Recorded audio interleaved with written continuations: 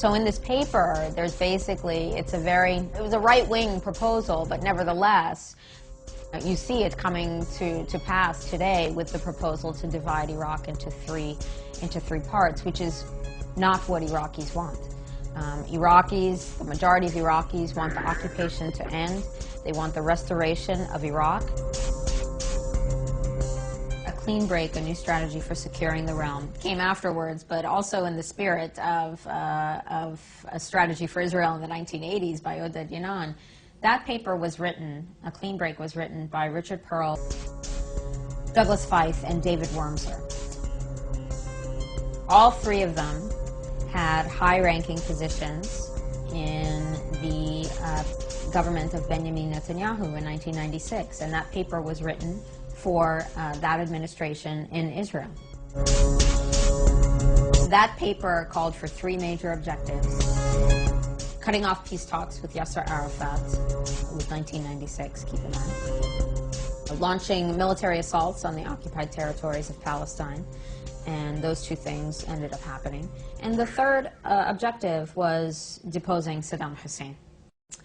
So, 2002, Richard Pearl, Douglas Feith, and David Wormser are now all high-ranking members of the Bush administration.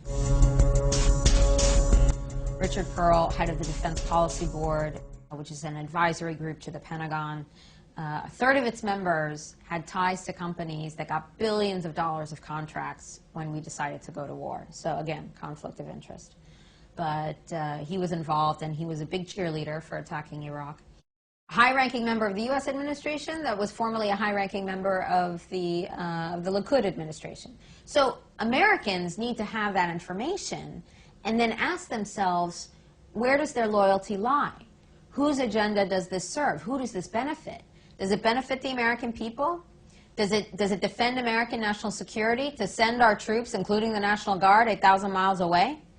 Or are you defending the national security of someone a little bit closer in that neighborhood in the Gulf? And this is, you know, it hits home, it has hit home, it will continue to hit home. But when Hurricane Katrina came in 2005, August and September 2005, 6,800 members of the Louisiana and Mississippi National Guard were in Iraq.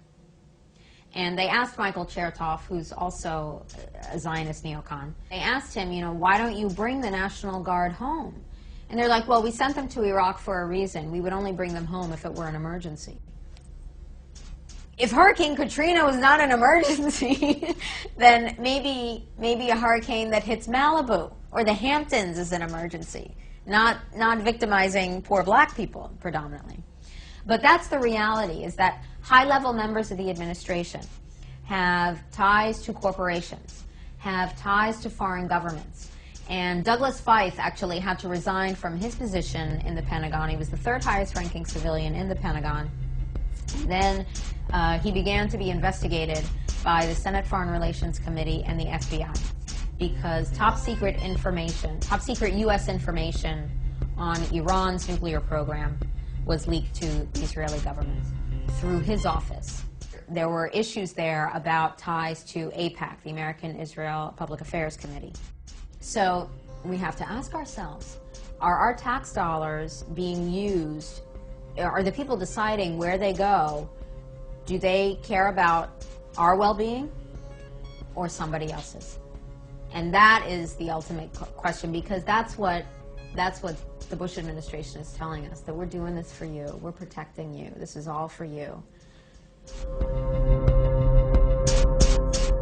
On the political side, there are actually quotes from Philip Zelikow, who was named 9/11 commissioner.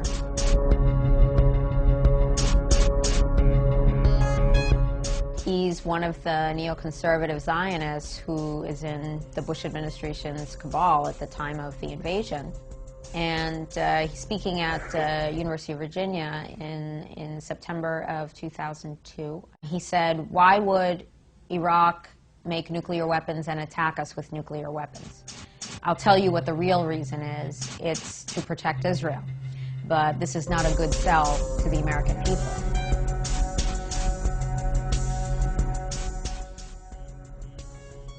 So rather than saying to the American people, Bush says, you know, we need you to send your sons and daughters to go kill and be killed for control of oil and Israeli national security, this is not going to go over well with the general public.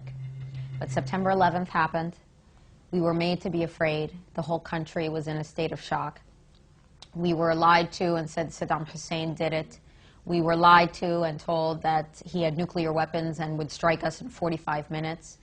And with that pressure, there was still a lot of hesitation and, of course, worldwide demonstrations against the invasion.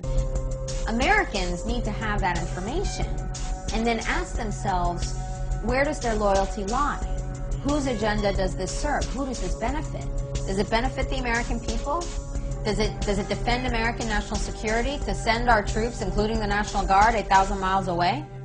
Or are you defending the national security of someone a little bit closer in that neighborhood in the Gulf?